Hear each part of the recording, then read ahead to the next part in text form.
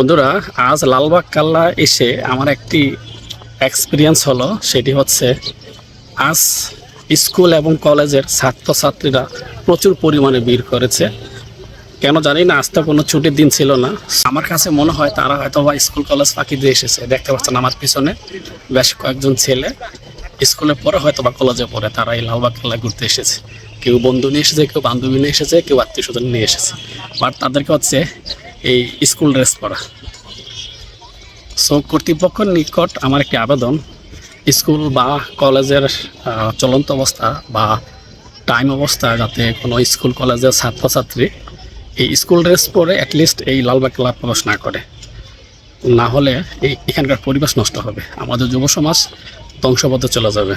তারা লালবাগ কেল্লা ঘুরতে আসবে ভালো কথা, বাট হচ্ছে তাদের অবসর সময় আসবে, স্কুল কলেজ যখন বন্ধ থাকে, তারা স্কুল কলেজ ফাঁকি দিয়ে যখন লালবাগ কেল্লা ঘুরতে আসে তখন এটা ভালো দেখে না। আমরা ভ্রমণ করলে আমাদের মন মানসিকতা ভালো থাকে, ভ্রমণ করলে আমরা নানান তথ্য জানতে পারি, তা ঠিক আছে। বাট যখন আমাদের শিক্ষা আমাদের জাতি মেরুদণ্ড, বাট আমরা শিক্ষা স্কুল কলেজ ফাঁকি দিয়ে যখন হচ্ছে আমরা লালবাগ কেল্লা ঘুরতে আসবো, তখন আমাদের জ্ঞান বৃদ্ধি পাবে না, জ্ঞান লোপ পাবে। আশা করি বুঝতে পারতেন সবাই।